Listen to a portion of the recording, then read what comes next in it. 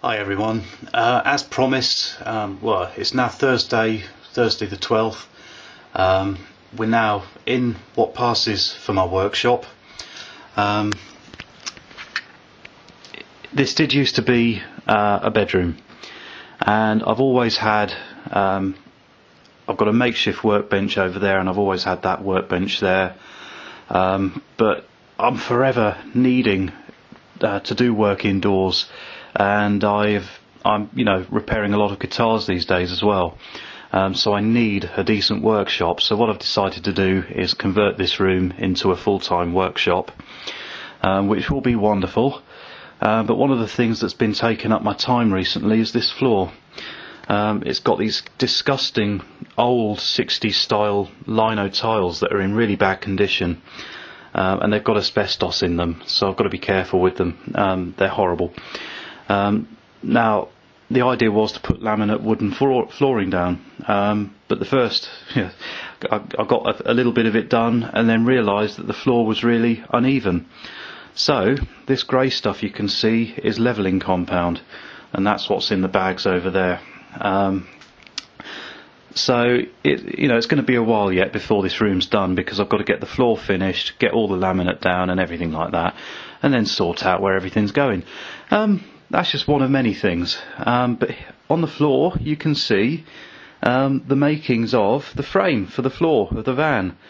Now I'm going to be so much more happy with this compared to the original stuff that was supplied with the van. What we've got is a frame that's made out of 25mm square steel tube, and it's 2mm thick wall thickness. We've got legs that are going to mount the frame onto the chassis, and these are made out of 50mm square by 3mm thick angle iron.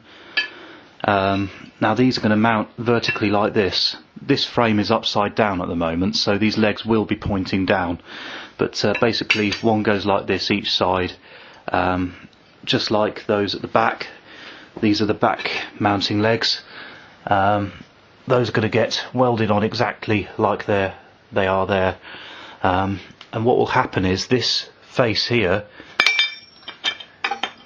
will get bolted onto the inside surface of the chassis rails with a nice sturdy, probably M10 or M12 bolt in each one. These front ones, the chassis is much deeper towards the, at this point, and I may put 2 bolts in there just to make it even more secure. So they're going to be lovely and sturdy and stiff. That's great.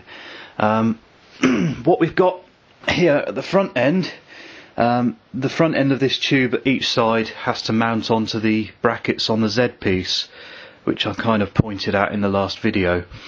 Now these are the brackets I've made to do that. This one I've already started to drill the holes. They've got to be enlarged up to 8mm. This cutout is going to fit round the end of the tube, and that will get welded on a little bit like that, and that will bolt through onto those brackets. I've got some blanking plates I've made to blank off the end of the tube. Something that is really important to me is minimise any kind of chance of rust problems if I possibly can, because I hate rust.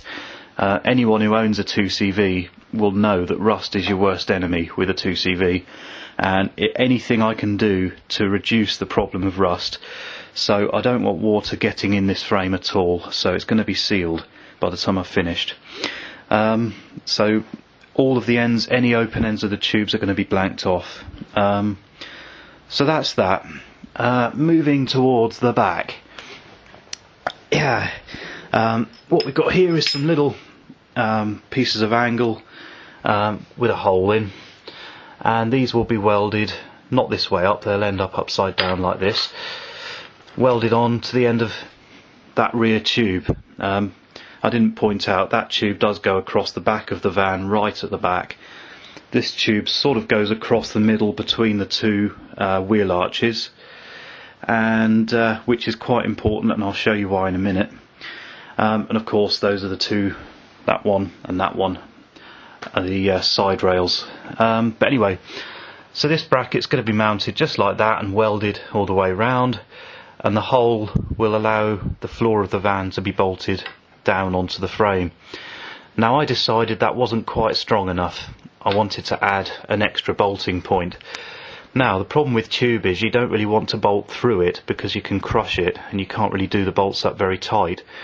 They don't need to be that tight, but I just don't like the idea of that. I like the bolts to be, you know, nice and snug. And anyway, what I've done, crafty sod that I am, I decided to make use of the offcuts from these plates, which are these. And what these are going to do is make very good backing plates. They slide perfectly inside the tube like that.